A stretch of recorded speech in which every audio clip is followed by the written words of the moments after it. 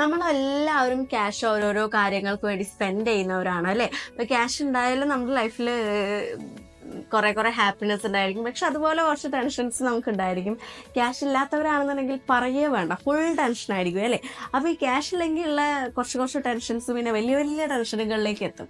അപ്പോൾ അതുമായിട്ട് ബന്ധപ്പെട്ട ഒരു ആൻസൈറ്റിയാണ് ഫിനാൻഷ്യൽ ആൻസൈറ്റി എന്ന് പറയുന്നത്. അപ്പോൾ ഇതിനെ കുറിച്ചിട്ട്, ഈ ഒരു ക്യാഷ് ഇല്ലെങ്കിൽ വരുന്ന നമ്മുടെ ഒരു ആൻസൈറ്റിയെ കുറിച്ചിട്ട്, അല്ലെങ്കിൽ ക്യാഷുമായി ബന്ധപ്പെട്ട് കിടക്കുന്ന ഈ ഒരു ആൻസൈറ്റിയെ കുറിച്ചിട്ടാണ് നമ്മുടെ ഇന്നത്തെ വീഡിയോയിലൂടെ നമ്മൾ നോക്കുന്നത്. Welcome to just talk.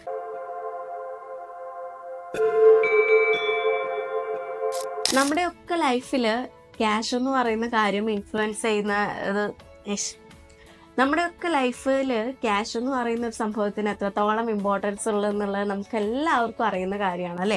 അതിനു വേണ്ടിയിട്ടാണ് നമ്മളൊക്കെ പണിക്ക് പോകുന്നത്, ഒരു ക്യാഷ് കിട്ടാൻ വേണ്ടിയിട്ട്. ക്യാഷ് കിട്ടിയാലേ നമ്മുടെ കുറേ നീഡ്സ് നടക്കത്തുള്ളൂ, കുറേ ആഗ്രഹങ്ങൾ നമുക്ക് സഫലീകരിക്കണം, അതുപോലെ കുറേ സ്ഥലങ്ങൾ കാണണം, എല്ലാം പോട്ടെ, വീട്ടിൽ നമുക്ക് ഭക്ഷണം കഴിക്കണം, നമ്മുടെ വീട്ടുകാരെ നമുക്ക് നോക്കണം അല്ലേ. അപ്പോൾ കുറേ ആവശ്യങ്ങൾ നടക്കണം എന്നുണ്ടെങ്കിൽ, അല്ലെങ്കിൽ എല്ലാ ആവശ്യങ്ങളും നടക്കണം എന്നുണ്ടെങ്കിൽ ക്യാഷ് നമ്മുടെ ലൈഫിൽ ഇമ്പോർട്ടൻ്റ് ആയിട്ടുള്ള ഒരു കാര്യമാണ്. അതിന് വേണ്ടിയിട്ടാണ് നമ്മൾ ഈ കിടന്ന് നെട്ടോട്ടോടുന്നത് അത്ര അല്ലേ.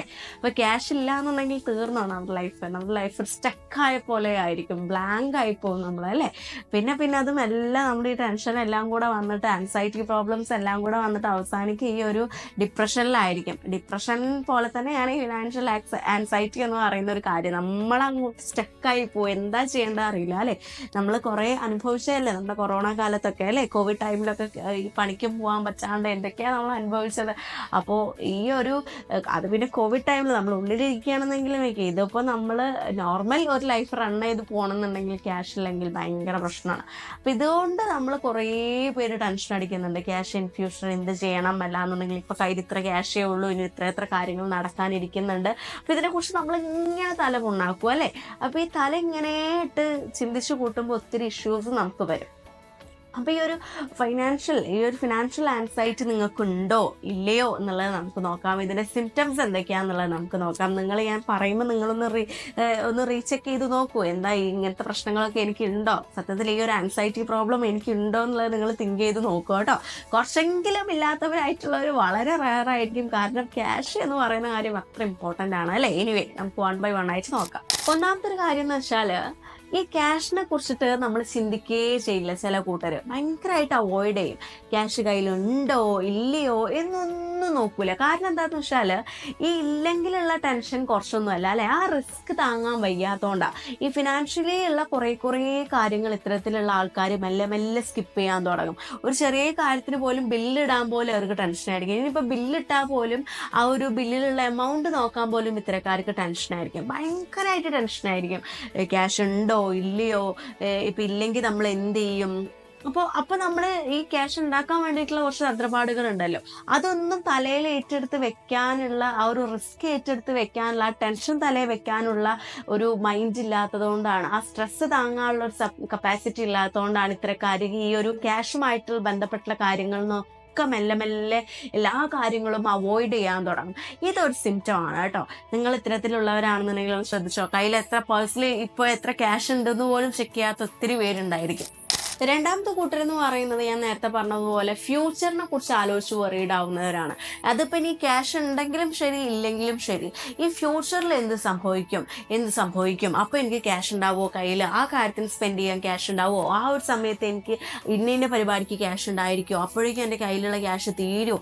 അങ്ങനെ അനാവശ്യമായിട്ട് ക്യാഷിനെ കുറിച്ച് ആലോചിച്ച് ടെൻഷൻ അടിച്ച് ഇത് നമ്മുടെ മെൻ്റൽ ഹെൽത്തിനെ വളരെ വീക്കാക്കും കേട്ടോ. ഭയങ്കര നമുക്ക് വല്ല വട്ടായി പോകുന്ന ഒരു അവസ്ഥയിലേക്ക് എത്തും. അപ്പോൾ നമ്മൾ ഈ ഓവറായിട്ട് ക്യാഷിനെ കുറിച്ച് ചിന്തിക്കേണ്ട ആവശ്യമൊന്നുമില്ല.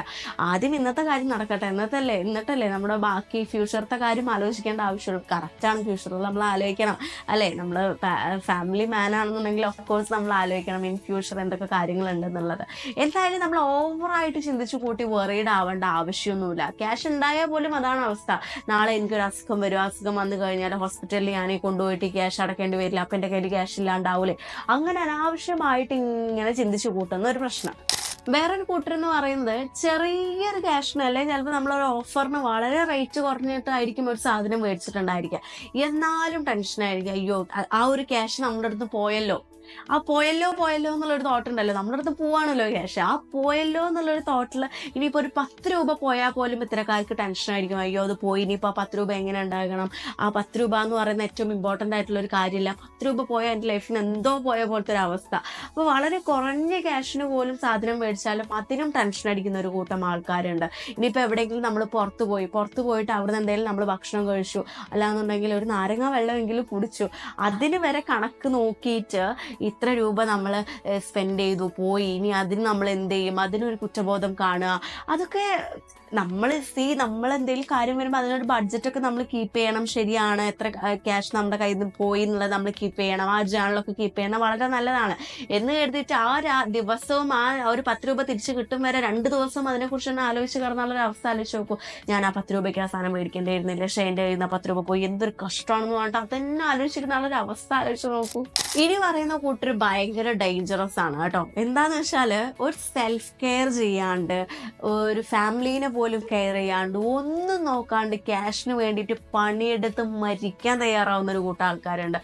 ഒന്നും വേണ്ട, എനിക്കൊന്നും വേണ്ട, ഫാമിലി വേണ്ട, എൻ്റെ കെയർ ഒന്നും എനിക്ക് വിഷയമേ അല്ല, എൻ്റെ അസുഖം വന്ന് എനിക്ക് വിഷയമല്ല, ഫാമിലിയോട് ടൈം സ്പെൻഡ് ചെയ്യാൻ കിട്ടിയിട്ടില്ലെങ്കിൽ വിഷയമല്ല, ക്യാഷ് വേണമെന്നുണ്ടെങ്കിൽ ഞാൻ പണിയെടുക്കണം. അതിന് വേണ്ടിയിട്ട് മരിച്ച് പണിയെടുക്കുന്ന കുറേ ആൾക്കാരുണ്ട്. പക്ഷെ ഞാൻ ആലോചിക്കുന്നത്, അങ്ങനെ പണിയെടുത്തിട്ട് എന്ത് കാര്യമാണ്? നിങ്ങളിനി അത്രക്കാരാണെന്നുണ്ടെങ്കിൽ ഒന്ന് ആലോചിച്ച് നോക്കൂ. നമ്മുടെ ഫാമിലീനെ, നമ്മുടെ അമ്മയെയോ അച്ഛനെയോ അല്ലെങ്കിൽ നമ്മുടെ മക്കളെയോ ഭാര്യയെയോ ഫ്രണ്ട്സിനെയോ ഒന്നും കെയർ ചെയ്യാണ്ട്, നമ്മുടെ ഹെൽത്തിനെ കെയർ ചെയ്യാണ്ട് പണിയെടുത്തിട്ട് എന്ത് കാര്യമുള്ളത്?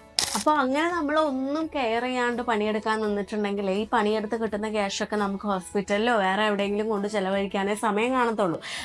അല്ലാന്നുണ്ടെങ്കിൽ ലാസ്റ്റ് പണിയെടുത്ത് ക്യാഷൊക്കെ ഉണ്ടാക്കുന്ന സമയത്ത് നമ്മുടെ കൂടെ ഈ ഫ്രണ്ട്സോ ഫാമിലിയോ ഒന്നും ഉണ്ടാവില്ല, നമ്മുടെ ഹെൽത്തും നമ്മുടെ കൂടെ ഉണ്ടാവില്ല, വെറും വേസ്റ്റ് ആയിരിക്കും, വേസ്റ്റ് ആയിരിക്കും. സോ നമ്മുടെ ഫാമിലി ആയാലും നമ്മുടെ ഫ്രണ്ട്സിനെ ആയാലും നമ്മുടെ ഹെൽത്ത് ആയാലും നമ്മുടെ ഫിസിക്കൽ ഹെൽത്തും മെൻ്റൽ ഹെൽത്തും ഈ പണിയെടുക്കലും എല്ലാം ഒരുമിച്ച് കൊണ്ടുപോയാൽ അതൊക്കെ ഒരു ജീവിതമാവത്തുള്ളൂ. അല്ലാണ്ട് കുറേ ക്യാഷ് ഉണ്ടാക്കാൻ വേണ്ടി ഓടിയിട്ട് കാര്യമൊന്നുമില്ല. അപ്പോൾ ഓഫ് കോഴ്സ് നമ്മുടെ ലൈഫിനെ കുറിച്ചിട്ടുള്ള ഒരു ആൻസൈറ്റി ഇഷ്യൂ ആണത്. നമ്മുടെ ലൈഫ് അവിടെ ചെന്ന് അവസാനിക്കും, ക്യാഷ് ഇല്ലെങ്കിൽ എന്തായി തീരും എന്നുള്ളൊക്കെ ടെൻഷനാണ്. അപ്പോൾ ഇങ്ങനെയൊന്നും ദയവ് ചെയ്ത് ടെൻഷൻ അടിച്ചിട്ട് നമ്മുടെ ഉള്ള ഹെൽത്തും കൂടെ കൊണ്ടുപോയി കളയരുത്. നിങ്ങളൊരു പണിക്ക് പോകുന്നുണ്ടോ, അതിനുള്ള വരുമാനം നിങ്ങൾക്ക് കിട്ടുന്നില്ലേ, അപ്പോൾ അതിനുള്ളൊരു ജീവിതം നിങ്ങൾ നയിക്കുക. എപ്പോഴും നല്ലൊരു ജോലിക്ക് വേണ്ടി ട്രൈ ചെയ്യുക, എപ്പോഴും നല്ല ക്വാളിഫിക്കേഷൻ ഹൈ ആക്കാൻ നോക്കുക. നല്ലൊരു ക്വാളിഫിക്കേഷൻ ഉണ്ടെന്നുണ്ടെങ്കിൽ ഓട്ടോമാറ്റിക്കലി നിങ്ങൾക്ക് നല്ലൊരു ജോലി കിട്ടും. ആ ജോലിയിൽ തന്നെ നിങ്ങളുടെ സ്കില്ലൊക്കെ ഇമ്പ്രൂവ് ചെയ്യാൻ നോക്കുക, നല്ലൊരു പൊസിഷനിലേക്ക് എത്താൻ നോക്കുക. അപ്പോൾ നിങ്ങൾക്ക് നല്ലൊരു സാലറി ഓട്ടോമാറ്റിക്കലി വരും. ഓക്കെ, അപ്പോൾ എന്തൊക്കെ നിങ്ങൾക്ക് നല്ലൊരു ക്യാഷ് കിട്ടാൻ വേണ്ടി, നല്ലൊരു പൊസിഷനിൽ എത്താൻ വേണ്ടിയിട്ടുള്ള കാര്യങ്ങളൊക്കെയാണ് നിങ്ങൾ ചിന്തിക്കേണ്ടത്. അല്ലാണ്ട് ഇപ്പോൾ കയ്യിൽ ക്യാഷ് ഇല്ലാത്തത് ആലോചിച്ച് ടെൻഷൻ അടിച്ചിട്ട് കാര്യമില്ല, ഫ്യൂച്ചറിൽ ക്യാഷ് ഉണ്ടാവുമെന്ന് ആലോചിച്ച് ടെൻഷൻ അടിച്ചിട്ട് കാര്യമില്ല, ഫുൾ ടൈം ഇരുന്ന് പണിയെടുത്തിട്ടും കാര്യമില്ല. ഓക്കെ, അപ്പോൾ നമ്മുടെ കരിയർ ബിൽഡ് ചെയ്യാൻ വേണ്ടിയിട്ട്, ക്യാഷ് ഉണ്ടാക്കാൻ വേണ്ടി എന്തൊക്കെ കാര്യങ്ങൾ ചെയ്യാൻ പറ്റുമെന്ന് ആലോചിക്കുക. അല്ലാണ്ട് വെറുതെ ആരോഗ്യം കളഞ്ഞിട്ടോ ഫാമിലി കളഞ്ഞിട്ടോ ഒന്നും ഇങ്ങനെ അനാവശ്യമായിട്ട് ദയവ് ചെയ്ത് ടെൻഷൻ അടിച്ച് കൂട്ടല്ലേ. ഓക്കെ, അപ്പോൾ ഇത്തരത്തിലുള്ള ടെൻഷൻസൊക്കെ നിങ്ങൾ ഉള്ളവരാണെന്നുണ്ടെങ്കിൽ നിങ്ങൾ സൂക്ഷിച്ചോ, നിങ്ങൾ ഫിനാൻഷ്യൽ ആൻസൈറ്റി ഉള്ളവരാണെന്ന് വേണം മനസ്സിലാക്കാനായിട്ട്. ഓക്കെ, അപ്പോൾ ഇതിനൊരു സെക്കൻഡ് പാർട്ട് വരുന്നുണ്ട്. നമുക്ക് എങ്ങനെ ഈ ഒരു ആൻസൈറ്റി ഇഷ്യൂസൊക്കെ അതിൽ നിന്നൊക്കെ എങ്ങനെ നമുക്ക് പോരാം, എങ്ങനെ നമ്മുടെ ഇഷ്യൂസൊക്കെ നമുക്ക് സോൾവ് ചെയ്യാം എന്നുള്ളത് നമ്മുടെ ഒരു വീഡിയോയിൽ ഞാൻ ഇടുന്നതായിരിക്കും. എനിവേ അടുത്ത പാർട്ടിൽ ഇതിൻ്റെ ഒരു ബാക്കി കാര്യങ്ങളൊക്കെ ഞാൻ ഡീറ്റെയിൽ ആയിട്ട് പറയാം.